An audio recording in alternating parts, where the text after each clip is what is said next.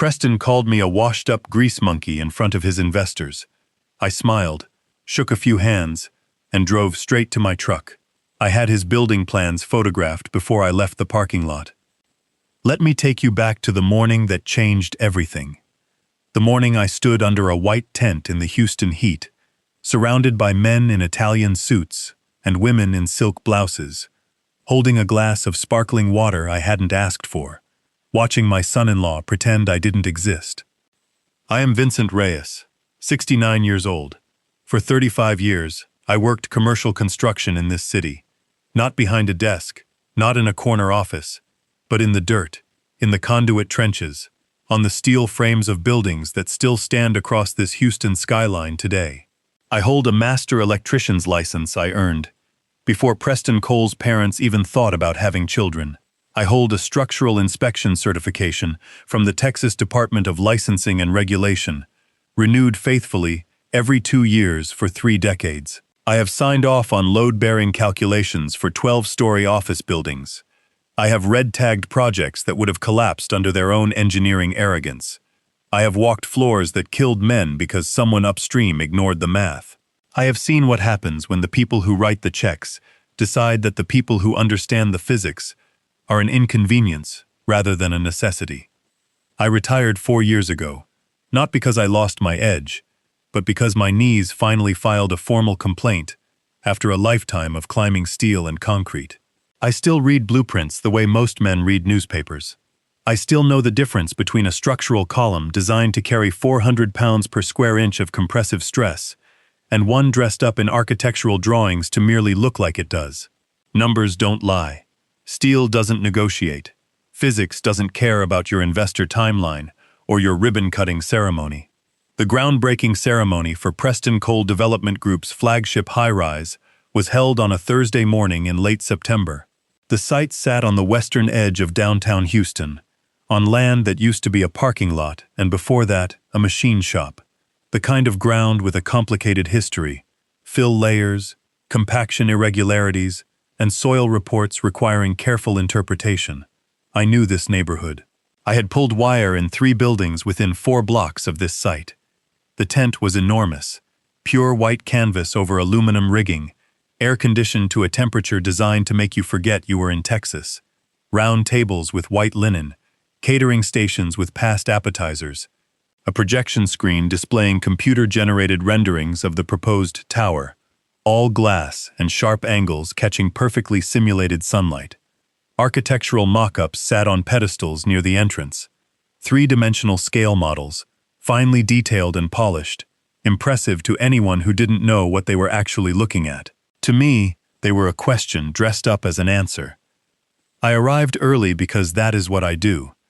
I stood near the entrance and looked at everything slowly, the way I was trained to examine a worksite, not casually, not with admiration, but with the methodical attention of a man who understands that the most dangerous failures always hide in plain sight.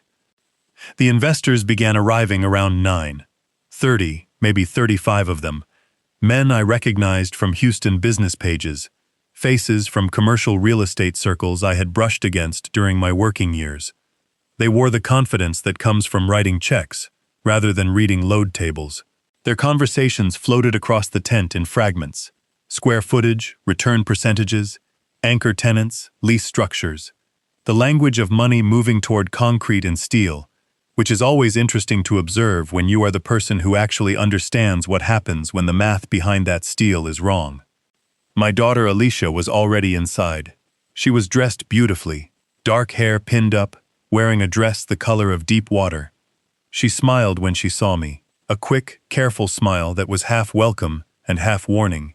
She kissed my cheek, steered me toward a center table, told me Preston would be with me shortly. Then she drifted back toward the front of the room, toward the orbit of her husband, and I sat down and watched the tent fill with people who believed they were witnessing the beginning of something great. Preston Cole arrived the way Preston always arrived, with purpose and volume, flanked by 2 men with tablets and a woman speaking quietly into a wireless earpiece.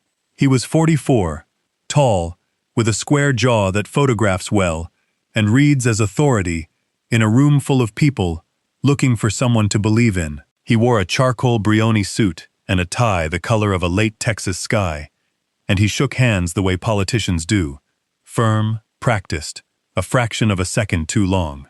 He had built his development LLC on momentum and perception, which is not the same as building it on steel and verified mathematics, though he had spent 8 years confusing the two. He had built it, in no small part, on $900,000 that I handed him across my kitchen table in a manila envelope on a Tuesday afternoon in 2016. But we will get to that. Preston worked the room until he eventually reached me with 2 investors in tow, older men with serious, quiet money who did not laugh easily. He clasped my shoulder in a way meant to look warm, and instead felt like a property marker being planted in soft ground. He introduced me as Alicia's dad, then paused, and in that pause lived everything I needed to understand about who he had decided I was. He described me as an old blue-collar construction guy, said it with a smile designed to sound affectionate while ensuring every person in earshot understood I was background scenery. The investors nodded. One said something brief about hard work building character. Then they moved on, and I was left standing with the quiet clarity that arrives when someone finally shows you exactly who they are. I did not react. 35 years in commercial construction teaches you that moving from emotion, instead of information, is the most dangerous thing a person can do. I set my water glass down and walked, slowly and with complete composure, toward the presentation boards near the entrance. The blown-up schematic drawings mounted on foam core, standing 6 feet tall, showing the structural layout of the proposed tower in clean engineering lines and careful annotations. I stood in front of those drawings for 11 minutes. I know, because I checked my watch when I arrived, and again, when cold certainty settled into my chest like a plumb line finding true vertical. The load-bearing column configuration on the lower 4 floors was wrong. Not marginally wrong, not a gray area requiring professional debate. The primary vertical columns supporting the transfer girder system were specified at a cross-sectional dimension wholly inadequate for the tributary area they were being asked to carry. The tributary area, the portion of the floor system each column must structurally support, had been calculated using a load distribution model that failed to account for the full cumulative dead load accumulating downward from the upper floors. In plain language, the math said those columns would carry a certain weight. The math was lying, and the steel would eventually learn the truth in a way that could not be undone. I walked back to Preston and spoke quietly, not to embarrass him, but because a structural error of this magnitude is not a conversation. It is an emergency. I told him we needed to speak privately about a serious concern I had identified in the column specifications on the lower transfer levels. Preston looked at me with the expression of a man who has never once considered that someone he dismissed might understand something he does not. He looked at his investors. Then he made his choice. He raised his voice, not in anger, just enough for the nearest 12 people to hear him clearly. He said he had a full team of licensed engineers who had reviewed every inch of those drawings. He said he appreciated the enthusiasm of old-timers, but this was a sophisticated, modern commercial project. Then he used the words. He called me a washed-up grease monkey, framed it as a punchline, and several people laughed the way people laugh when they want the most powerful man in the room to know without question that they are on his side. I looked at Alicia. She was standing 12 feet away, close enough to have heard every word. Her eyes met mine for 1 second. Then she looked away. I nodded once. I set my water glass down with the same deliberate care I have used with every tool I have ever held. I thanked the nearest investors for their time, and I walked out of that tent into the Houston sun with 35 years of knowledge, a fully charged phone, and the patience of a man who understands that buildings and empires raised on fraudulent foundations always tell the truth eventually. The parking lot outside the tent was quiet on that side, just catering vans and a few trucks parked along the chain-link perimeter. I walked to my vehicle at a pace that communicated nothing, not urgency, not anger, not retreat. 35 years on job sites teaches you that the difference between a man who commands respect and one who loses it is almost entirely a matter of how he moves when things go wrong. You walk with purpose, or you do not walk at all. My truck was a 12-year-old Ford F-250, white, with a utility bed and a toolbox I had owned longer than some of these investors had been in real estate. I unlocked it, sat down in the driver's seat, and did not start the engine. I let myself be still. I have a rule: never make a decision within 10 minutes of being insulted. Not because the decision will be wrong, but because the energy behind it will be wrong. A decision made from wounded pride is always off-center. The way a nail driven at an angle never holds as clean as one driven straight. I let 10 minutes pass, and I watched two catering staff carry a rack of champagne flutes toward the tent, and I thought about what I had seen on those presentation boards. Then I picked up my phone. The schematic drawings had been mounted on foam core panels, well lit by halogen display lighting, ideal conditions for detailed photography. I had taken 11 photographs before leaving the tent, counted deliberately, with the precision of a man who spent decades in environments where an uncounted measurement was a potential catastrophe. I angled each shot carefully, ensuring dimension callouts were legible, the column schedule captured in full, and the transfer girder detail sheet, the one that made the math undeniable, documented clearly. I opened my photo gallery and reviewed each image methodically, zooming in on the critical sections. The images were clean. The column schedule was readable. The tributary area calculations were right there in the annotation block, and they were wrong in a way that a first-year structural engineering student would have caught on a Tuesday morning. I set the phone face down on the passenger seat and started the engine and drove home. It takes 22 minutes to drive from that site to my house in Pasadena, where I have lived for 19 years in a brick house, with a garage I converted into a home office when I retired. I did not turn on the radio. I did not make any calls. I drove and I thought, the way I have always thought best, in motion, hands occupied, my mind free to move through the geometry of a problem. I thought about Preston, not about what he had said, but about what he had revealed by saying it. A man who understands what he is doing does not humiliate the person who questions him. He answers the question. He calls his engineer over, walks through the numbers, and either demonstrates the concern is unfounded or acknowledges the error. What Preston had done instead told me two things at once. He did not actually understand the structural drawings he was presenting, and on some instinctive level, he knew the concern was real and that addressing it publicly was more dangerous than dismissing it. Those two things together told me everything I needed to know about the foundation this project was actually built on, and I am not speaking metaphorically. I had seen that combination before, on other sites, with other men. It never ended differently than it was going to end here. I pulled into my garage and sat for a moment in the quiet, the engine ticking as it cooled. Then I went inside, made a cup of black coffee, and carried it to my desk. The house was still. That stillness is something I have come to appreciate since my wife passed. It gives the thinking room to breathe. My home office is not a decorative space. 2 metal filing cabinets along the east wall, a drafting table I have owned since 1994, a desktop computer, and shelves of technical reference materials covering 3 decades of building codes, load tables, and inspection documentation. The room smells like paper and machine oil, and the particular dust of a space where real work has been done for a long time. I knew exactly which cabinet I needed. The second one, bottom drawer, toward the back, the section labeled simply Personal Financial. I opened the drawer and worked through the hanging folders with the same methodical patience I bring to everything. The folder I was looking for was labeled Coal, Loan 2016. It was exactly where I had left it. Inside were 4 documents. A cashier's check register confirming the withdrawal of $900,000 on March 14, 2016. A 2-page promissory note signed by Preston Cole and witnessed by my attorney Martin Okafor.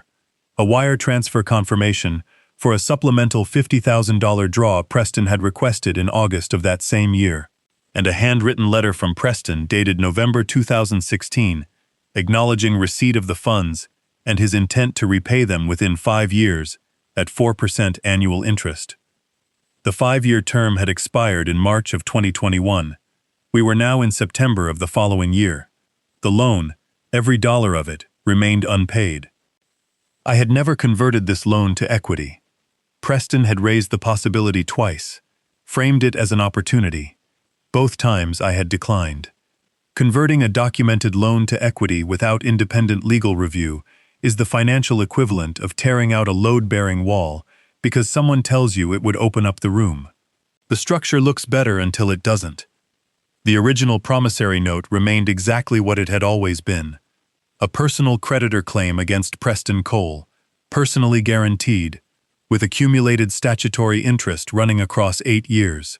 I sat at my desk and did the arithmetic carefully, using the Texas statutory interest rate for written contracts, 6% per annum under the Texas Finance Code.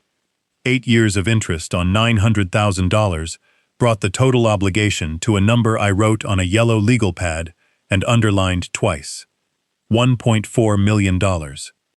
I sat with that number for a moment, not with satisfaction, not with anger, but with the same steady attention I give to any figure that carries structural weight.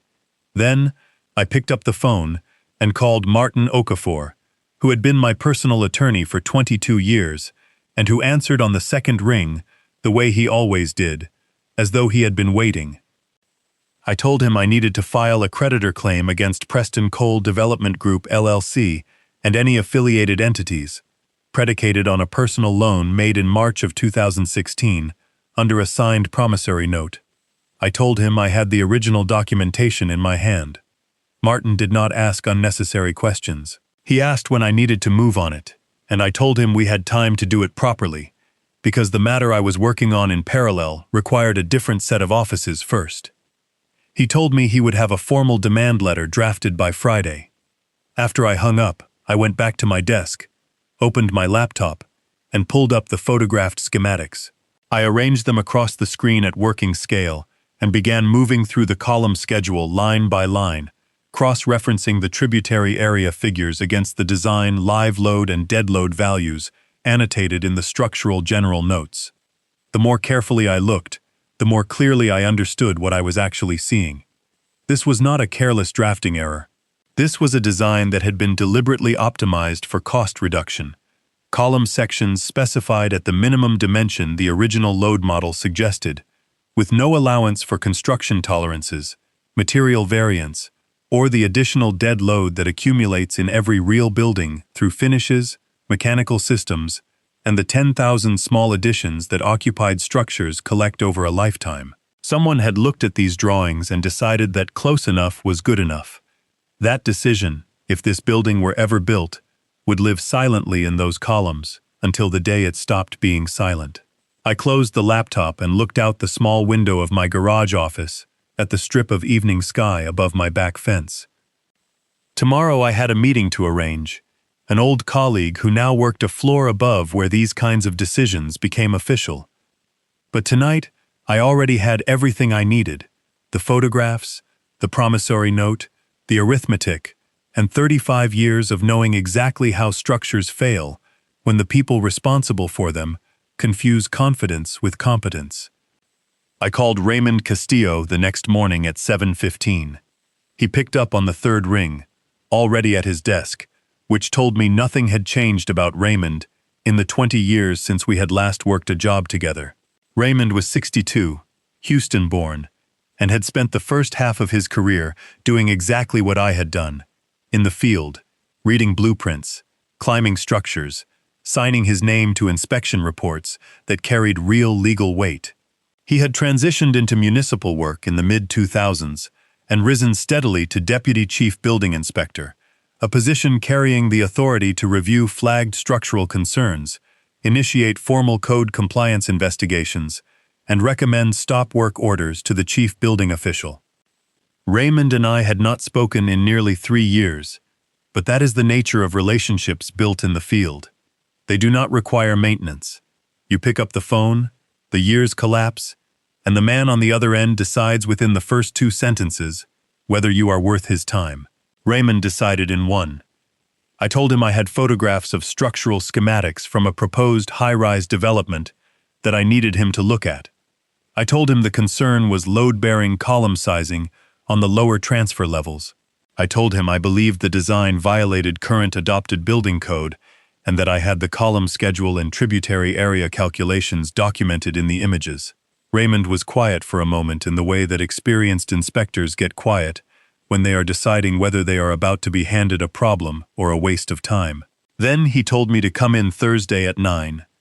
The Houston Permitting Center sits on West Dallas Street in Midtown, a building I had visited more times across my career than I could count, pulling permits, reviewing plans, attending code interpretation hearings on the third floor. I knew its rhythms and its people, and the particular way institutional spaces smell before the public arrives, like old paper and recycled air, and 3 decades of consequential decisions. Raymond met me in the lobby himself, which told me he had taken the call seriously. He was a compact man with close-cropped silver hair and the permanent squint of someone who has spent a career looking at things more carefully than most people consider necessary. He shook my hand and led me back through the security door to his office, without unnecessary conversation. His office was a genuine working space, stacked plan sets on the credenza, 2 monitors on the desk, a wall of reference binders organized by code edition, and a light table along the side wall. A flat panel display was mounted above it, connected to a document camera that could project photographed drawings at full working scale. Raymond pulled 2 chairs to the light table, and I connected my phone to the document camera, and we began working through the photographs in sequence. The first 3 images established the overall structural system, the tower's basic framing plan, the floor-to-floor dimensions, the general arrangement of the lateral force-resisting system. Raymond studied each one without speaking, occasionally reaching forward to adjust the zoom or use a scale rule against the screen to verify a dimension callout. I let him work. There is a particular kind of professional silence that exists between 2 experienced inspectors looking at a drawing together, and it is not the silence of men who have nothing to say. It is the silence of men who are letting the drawing speak first. When we reached the 4th image, the column schedule and the structural general notes, Raymond leaned forward slightly. I saw it, the same way I had felt it standing in front of those presentation boards 3 days earlier. That small, involuntary physical adjustment a body makes when the mind registers something it was not expecting to find. He pulled the scale rule from his shirt pocket and held it against the projected column schedule. He cross-referenced the specified column cross-section for the lower 4 levels, W14 by 82 wide-flange steel sections, against the tributary area figures listed in the annotation block. He did the arithmetic in his head the way men with 30 years of field experience do arithmetic, not by memorizing formulas, but by having done the calculation so many times, across so many projects, that the numbers have a feel to them, a weight, and when that weight is wrong, it registers before the conscious mind has fully articulated why. He set the scale rule down. The calculation error was rooted in how the design team had modeled the dead load accumulation across the upper floors. The proposed tower was 31 stories, with each floor carrying a composite deck assembly, concrete topping over metal decking, supported by steel framing, plus mechanical, electrical, and plumbing system loads, plus partition allowances and finish loads. In a structure of this height and floor plate area, the cumulative dead load pressing down through the primary columns at the base of the transfer system is a compounding figure. It does not simply equal the dead load of one floor multiplied by the number of floors. It must account for the full tributary accumulation, the self-weight of the columns themselves across their full height, and the additional forces introduced by the lateral bracing connections that tie into those same lower-level columns. The design team had used a simplified dead load model that treated each floor as an independent loading condition, rather than accounting for the full cumulative stack. The result was that the W14 by 82 sections specified for the lower transfer columns were being asked to carry a compressive load that exceeded their design capacity under the full dead load scenario by approximately 18%. 18% does not sound catastrophic when you say it at a desk. It sounds manageable, like something safety factors would absorb. But structural safety factors exist to cover material variance and construction tolerances, not to cover an 18% miscalculation in the primary gravity load path of a 31-story occupied building. That is not a margin. That is a debt the structure carries silently until it cannot carry it anymore. Raymond pulled up the Houston amendments to the International Building Code on his second monitor, and we worked through two specific provisions the column design violated directly.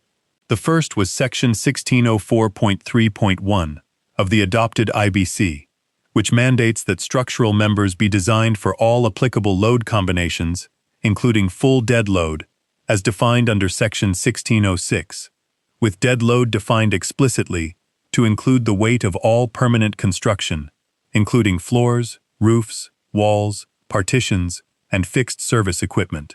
The design's simplified load model failed to meet the full dead load definition under 1606. The second was the City of Houston's local amendment to Section 11603.1, requiring that structural drawings submitted for permit include a complete load path narrative, demonstrating how gravity loads are transferred from the roof to the foundation through each level of the primary structural system.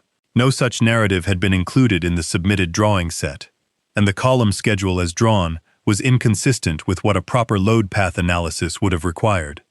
Two violations, both foundational, both documentable directly from the photographs I had taken in that tent. Raymond was quiet for a long moment after we finished working through the second provision. Then he asked me how I had come to have these photographs. I told him I had been present at a public presentation of the project and had documented the displayed drawings. I told him I held a current structural inspection certification and had identified the concern in my professional capacity. Raymond nodded once, the way a man nods when he is not surprised by the answer, but needed to hear it stated formally for the record. He told me he would need to initiate a formal plan review request under Houston Code of Ordinances Chapter 10, which governs construction permits and inspections. He told me the review would be conducted by his office's structural plan review team and would require the developer to resubmit the full structural drawing set for examination. He told me the process, once initiated by a credentialed complaint, was not discretionary. It was mandatory, and the developer could not proceed with permitted construction activities while the review was open and unresolved. I asked him how long the review process typically took. He said between 3 and 6 weeks, depending on the complexity of the submitted documents and the responsiveness of the engineer of record. I thanked Raymond for his time. He walked me back to the lobby and shook my hand at the security door, holding the grip one extra second the way people do when they want you to understand something they are not going to say out loud. Then I walked back out onto West Dallas Street into the Houston afternoon, with the clean, settled feeling of a man who has placed something heavy and accurate exactly where it needed to go. The formal engineered safety complaint was filed with the Houston Permitting Center that same afternoon, under my name, my license number, and my professional certification. Every photograph was attached. Every code reference was cited. Every calculation discrepancy was documented in the narrative I had drafted the previous evening at my desk, working from my own reference binders and the annotated images on my laptop screen. I drove home and called Martin Okafor and told him the complaint was filed. Martin told me the demand letter to Preston's LLC was ready. I told him to send it. Martin sent the formal demand letter to Preston Coal Development Group LLC on a Friday morning via certified mail and electronic delivery to the registered agent address on file with the Texas Secretary of State. I know this because Martin called me at 10:17 that same morning to confirm transmission, and because I had already pulled up the LLC's public filing record on the Secretary of State's online portal the night before and verified the registered agent information myself. Old habit. I never rely on a single source of confirmation when the matter is significant enough to require a demand letter. While Martin handled the legal correspondence, I turned my attention to something that had been sitting at the edge of my thinking since the ceremony. The question was not whether Preston had a structural problem. That was already documented and filed.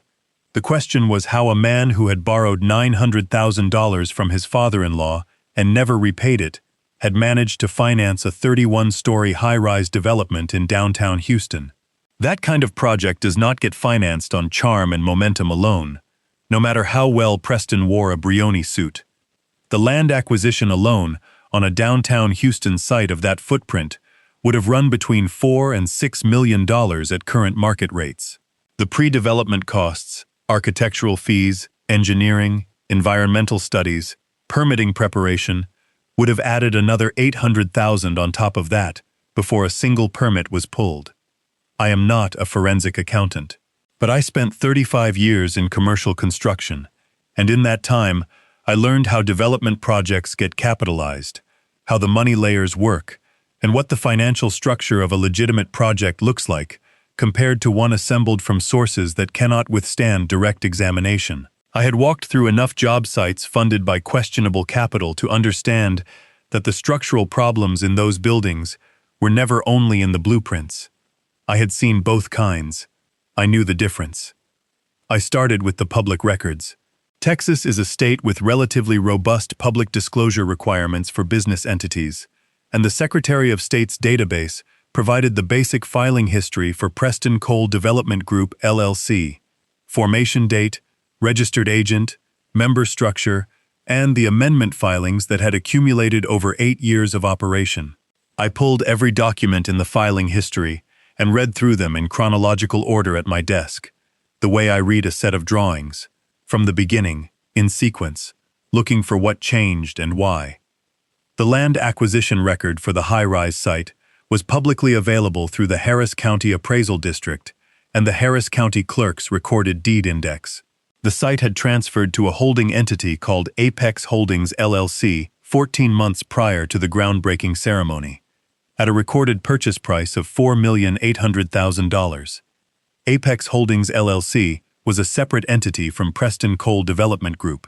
It had its own formation filing, its own registered agent, and its own brief filing history. The overlap between the two entities existed only in a single amendment document, filed with the Secretary of State 8 months after the land acquisition, in which Preston Coal Development Group LLC listed Apex Holdings LLC as a wholly owned subsidiary for purposes of the high-rise development project. I pulled the Apex Holdings formation documents. The entity had been formed 11 days before the land acquisition closed. The registered agent was a document filing service, the kind of generic corporate services company that processes hundreds of formation filings per month and maintains no meaningful connection to the actual principals of the entity. The organizer listed on the formation document was an attorney whose name I did not recognize and whose state bar profile, when I looked it up, showed a practice focused on business formation and commercial transactions with an address in Galleria area, Houston. None of this was illegal. All of it was legal, in fact, standard real estate transaction structuring that developers use routinely to separate asset ownership from operating liability. But the Apex Holdings formation documents contained one detail that did not sit right with me, and when something does not sit right with me, I have learned after 69 years to stop and examine it rather than move on. The detail was the timing. Apex Holdings had been formed 11 days before a $4.8 million land acquisition closed. 11 days is not enough time to complete the due diligence required to justify a transaction of that size under any conventional financing arrangement I was aware of. Banks do not approve commercial real estate loans in 11 days.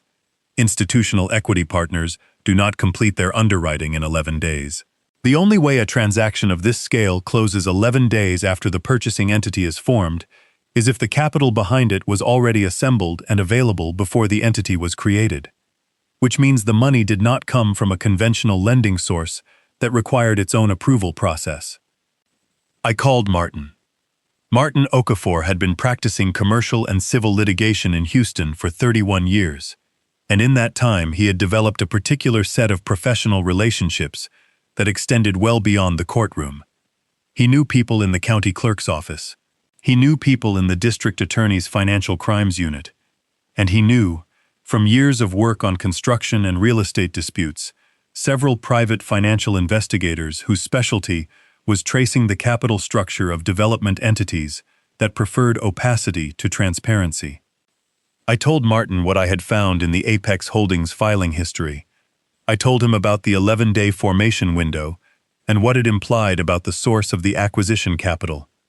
I told him I wanted to know where $4.8 million had come from on a timeline that excluded conventional financing.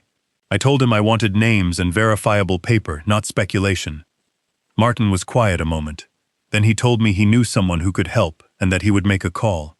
3 days later, Martin called me back. His voice had a quality I had not heard from him before.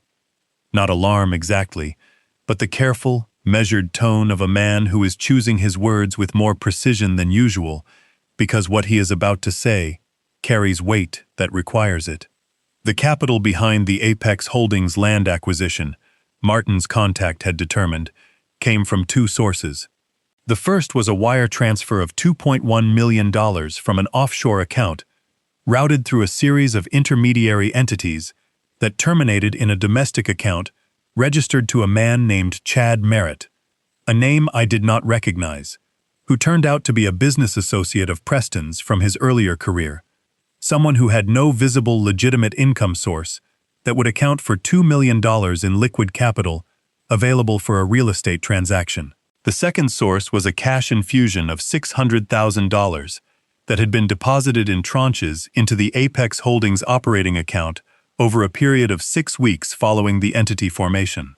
Martin's contact had traced that $600,000 to an entity called Silver State Financial. I had not heard that name before. Martin explained it to me in the careful, precise way that he explained things when he wanted to make certain the information was received correctly. Silver State Financial was not a licensed lending institution. It was not registered with the Texas Office of Consumer Credit Commissioner. It did not file with the SEC. It existed in the financial ecosystem that operates below the threshold of regulatory visibility, the one that provides capital to transactions that cannot access conventional financing because the principles, the structure, or the intended use cannot withstand the scrutiny that conventional financing requires. In plain language, Silver State Financial was a private loan syndicate, the kind of organization that does not send demand letters when a borrower fails to perform, the kind that sends people.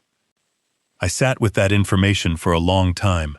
I thought about what it meant in practical terms, not for me, but for the geometry of what I had already set in motion. The creditor claim was filed. The building complaint was filed. The plan review process, once initiated, could not be stopped by Preston or anyone connected to Preston. What it could be stopped by, or complicated by, was the involvement of a financial organization with $600,000 at risk in a project that was about to become legally frozen. Martin told me that if the stop work order was issued and the project halted, Silver State Financial's position in the Apex Holdings capital stack would become effectively unrecoverable. He told me that organizations of that nature did not absorb losses quietly. He asked me, carefully, whether I understood the full scope of what I was navigating. I told him I did. I told him I had spent 35 years on job sites where the most dangerous conditions were the ones that other people had already decided were someone else's problem. I told him to make sure our documentation was airtight, our filings were ironclad, and that everything we had done was on record and above reproach. Because the one thing an organization like Silver State Financial could not do anything about was a credentialed structural safety complaint filed with a municipal building authority by a licensed inspector. That complaint existed in a domain they had no access to. The city did not negotiate with private loan syndicates. The building code did not have a carve-out for organized money. The math was already filed. All I had to do now was wait for the city to do its job. The stop work order was issued on a Tuesday morning, 22 days after Raymond Castillo's office opened the formal structural plan review. I know the exact timing because Martin called me before 8 o'clock that morning, which he had never done in 22 years of representing me. And when Martin Okafor calls before 8 in the morning, the news is either very good or very consequential. In this case, it was both. The Houston Permitting Center's structural plan review team had completed their independent examination of the resubmitted drawing set provided by Preston's engineer of record. Their findings confirmed and expanded on everything Raymond and I had identified in that Thursday morning meeting. The W14 by 82 column sections on the lower transfer levels were inadequate under the full dead load scenario. The load path narrative required by the Houston Amendment to IBC Section 1603.1 was absent from the resubmitted set. And the plan review team had identified a third concern that I had not caught from the photographs alone: an inconsistency in the shear connection detailing at the transfer girder-to-column interface that raised questions about the lateral force transfer capacity of the system under the wind load conditions required by the Houston Building Code for a structure of this height and exposure category. 3 findings, all documented, all on record under the city's formal review process.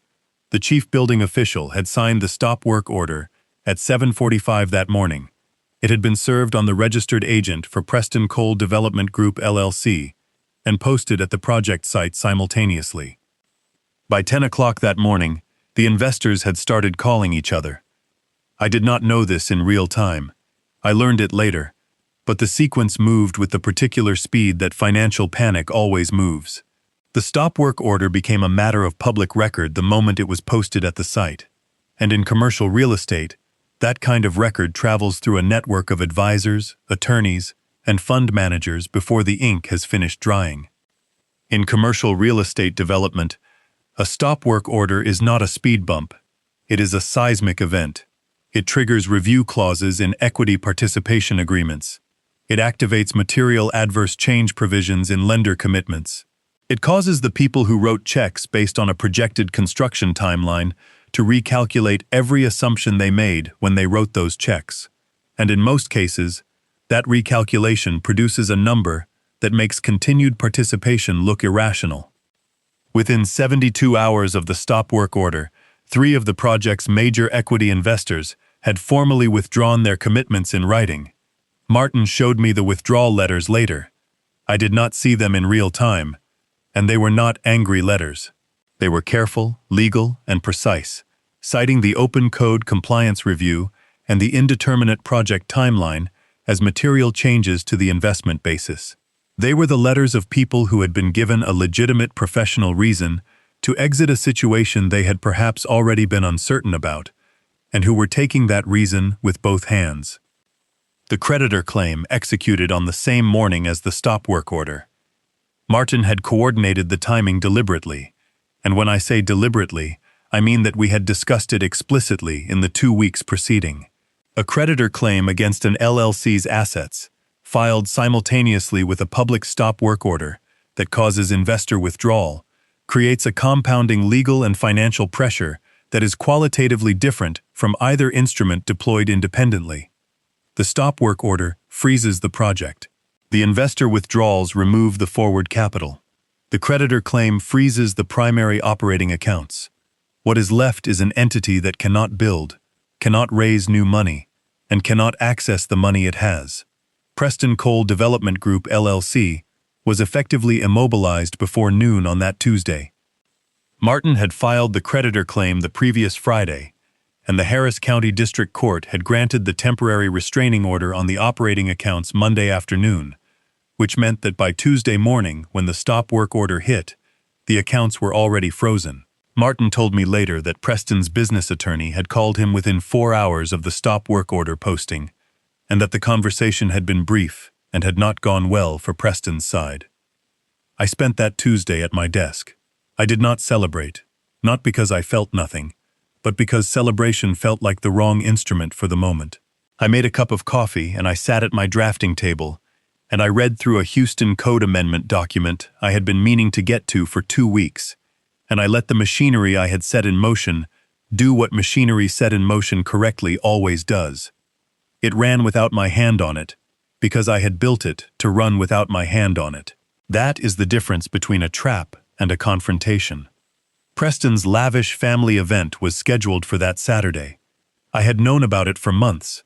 Alicia had mentioned it in a phone call in the spring, back when the world between us was still navigable, back before the tent and the presentation boards and the 11 minutes of cold arithmetic. It was a large, formal affair at a private estate venue outside Houston, the kind of event that costs more to produce than most people's annual salaries. The kind that signals to everyone in attendance that the host is a man of means and standing and momentum. I arrived at 7:45 in the evening, just as the formal program was beginning. I had purchased a Tom Ford suit 3 weeks earlier, charcoal, slim cut, the kind of garment that communicates something specific to people who communicate in garments. I am not a vain man, but I understood that what I was about to do required me to be seen clearly, and I wanted to be seen clearly.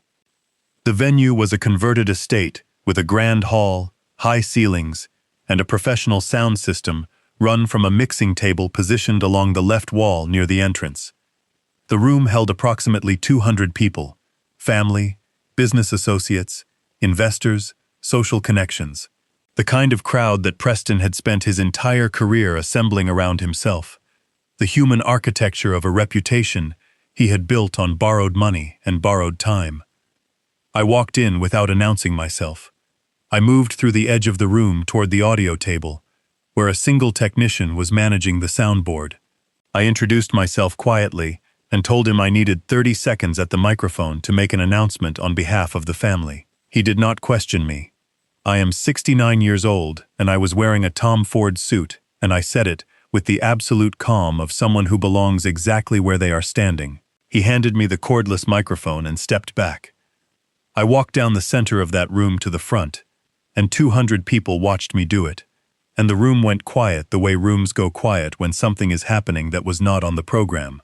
I reached the front and I turned and I looked at the assembled faces, and I found Preston's among them, pale now, recalibrated, understanding in the space of a single second what the presence of his father-in-law at the front of his event actually meant. I did not speak immediately. I let the silence do its work for a moment, the way I let drawings speak before I began annotating them. Then I told that room everything. I told them about the structural violations in the lower transfer columns of the proposed high-rise, the W14 by 82 sections, the 18% compressive overload, the 2 code violations, and the 3rd finding from the plan review team. I told them about the stop work order issued 4 days prior, and the 3 investor withdrawals that had followed within 72 hours. I told them about the creditor claim, and the frozen accounts, and the $900,000 promissory note signed 8 years ago at my kitchen table that had never been repaid. I told them about Silver State Financial. I told them about Apex Holdings and the 11-day formation window, and the $600,000 that had moved through that entity from a source that did not operate in the same legal ecosystem as the rest of the room. I told them these things not with anger and not with satisfaction, but with the same level, factual precision with which I would read the findings of a structural inspection report. Because that is what they were. They were findings. They were documented. Every item I named was already in the public record, or in the hands of Martin Okafor, or in the files of the Houston Permitting Center. I was not making accusations. I was reading a report that the building itself had authored, in the language of mathematics, and filed documents, and I was simply the person delivering it to the people who had a right to hear it. Preston stood up once during those minutes. He stood up, and the room turned to look at him, and he sat back down. Alicia did not move at all. When I finished, I set the microphone on the nearest table, with the same deliberate care I use with every tool I have ever held. Then, I walked back through that silent room toward the exit, and I did not look back, because there was nothing behind me that required my attention anymore. Everything that needed to be placed had been placed. Everything that needed to be said had been said. The rest belonged to other people now, to lawyers and inspectors and federal agents, and the cold, patient machinery of consequence. The FBI agents arrived at the venue 40 minutes after I left it. I learned this from Martin, who learned it from a contact inside the Harris County District Attorney's office, who had been quietly aware of the Silver State financial connection for longer than any of us had known. The financial crimes investigation had apparently been building for some time around a cluster of entities connected to Silver State's capital deployment activities in the Houston commercial real estate market, and the events of that Saturday evening, the public disclosure of the Apex Holdings structure, the naming of the capital source in a room of 200 witnesses, had provided the investigative team with exactly the kind of documented, witnessed, public record trigger they needed to move from investigation to action. Preston Cole was taken into federal custody that evening on a preliminary warrant covering wire fraud, document forgery, and financial conspiracy. The specific allegations centered on three areas. First, the submission of structural drawings to the Houston Permitting Center as part of the building permit application, drawings that Preston's team had certified as code compliant by an engineer of record who, subsequent investigation revealed, had not actually performed the load calculations himself, but had affixed his seal to a document prepared by a junior drafter without independent verification. That act of certification, under federal law, constituted document fraud in the context of a federally regulated financial transaction, because the construction loan facility attached to the project had been partially arranged through a federally insured lending institution. Second, the wire transfers connected to the Apex Holdings capital stack, specifically the $2.1 million routed through offshore intermediaries to the account connected to Chad Merritt, involved movement of funds across state and international lines in a manner that triggered wire fraud statutes. Third, the financial relationship between Apex Holdings and Silver State Financial had been structured in a way that obscured the true nature of the obligation and the identity of the beneficial interest holders, which the federal investigators characterized as financial conspiracy. Preston's attorney entered a not guilty plea at the arraignment. The case proceeded through the federal court system over the following 14 months, with the methodical, unspectacular pace that federal financial crime cases always move, because federal prosecutors do not move quickly. They move correctly, which is a different thing entirely. Preston was convicted on all three counts 18 months after his arrest. He was sentenced to 6 years in federal prison and ordered to pay restitution in amounts that the court would determine through a separate civil proceeding. His attorney filed an appeal that was denied at the Fifth Circuit level. The day the appeal denial was published, Martin called me to read me the relevant paragraph, and I listened to it and thanked him, and went back to the document I had been reading at my desk. The high-rise site sat idle. For 14 months following the stop work order, the project site on the western edge of downtown Houston remained exactly as it had been when the order was posted. Chain-link perimeter fence, cleared earth, the foundation excavation work that had been completed in the weeks before the ceremony, still open to the weather. I drove past it twice during those 14 months, not out of satisfaction but out of the same instinct that takes me past any structure I have been professionally involved with. I looked at it the way I look at every site, noting what was there, noting what was not, noting the way time and exposure treat preparation that has no structure above it to complete the work it was meant to begin. The site eventually transferred to a new development entity through a court-supervised asset liquidation process that was part of the civil proceedings attached to Preston's federal case. The new developer brought in a new engineering team, resubmitted a corrected structural drawing set, with properly sized lower transfer columns and a complete load path narrative, and received a new building permit 11 months after acquiring the site. I did not have any involvement in that process. I did not need to. The civil proceedings that accompanied the federal criminal case were where my interest lived. Martin had filed the creditor claim before any of the federal action began, which meant my position as a documented, secured creditor of Preston Cole Development Group LLC was established in the public record prior to the federal asset freeze. That sequencing mattered. When the federal court ordered the liquidation of Preston's business assets to satisfy the restitution and civil judgment obligations, my creditor claim was senior to the claims of parties who had filed after the federal action commenced, and the court recognized it accordingly. The award was $1,412,000. The principal of $900,000, plus 8 years of statutory interest, calculated at 6% per annum under the Texas Finance Code, plus the court's additional award of attorney's fees and filing costs that Martin had been meticulous about documenting from the first phone call. The funds were transferred to my account in a single wire on a Thursday afternoon in November, 14 months and 3 weeks after that groundbreaking ceremony under the white tent. I sat at my drafting table for a long time after Martin called to confirm the transfer. Not because I was processing the amount. I had known what the arithmetic required for 8 years. Ever since the 5-year repayment term on that promissory note had come and gone without a word from Preston. I sat there because I was thinking about what to do with it. The answer had been forming for some time. I had been thinking about it in fragments across the months of the legal process.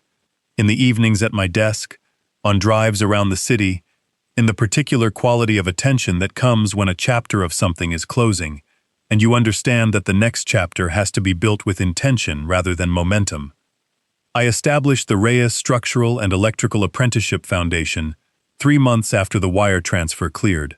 The foundation's primary program is a 2-year paid apprenticeship in structural inspection and commercial electrical work, designed specifically for young men and women from Houston's working-class neighborhoods who have the aptitude and the interest, but not the financial foundation, to access the licensing pathway through conventional means. The apprenticeship covers examination fees, licensing costs, tool acquisition, and a living stipend during the training period. It is housed in a renovated community space in Pasadena that I purchased and rebuilt over the course of 8 months, with my own hands where my hands were still useful, and with the help of licensed contractors for the work that required them. The remaining funds, after the foundation endowment, the building acquisition, and the renovation, went into a reserve account that I manage conservatively and distribute annually to the program's operating costs. The first cohort of apprentices completed their training 14 months after the foundation opened.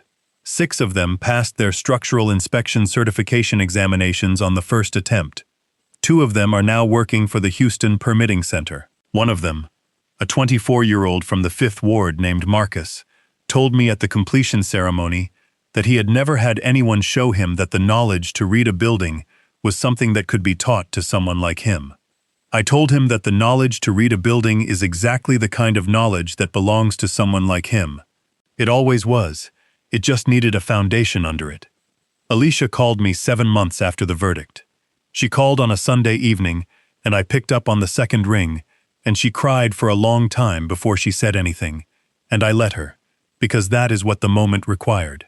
We talked for 2 hours that evening about things that had nothing to do with Preston or buildings or money, and some things that did, and when we said goodnight there was something between us that had not been there in a long time. Not everything, but something. The kind of thing that can become more, over time, if both people are willing to build carefully. I am 69 years old. I have spent a lifetime understanding that the most important structures are not always the ones made of steel and concrete. Some of them are made of patience, documentation, and the willingness to trust mathematics over momentum. Preston called me a washed-up grease monkey in front of his investors.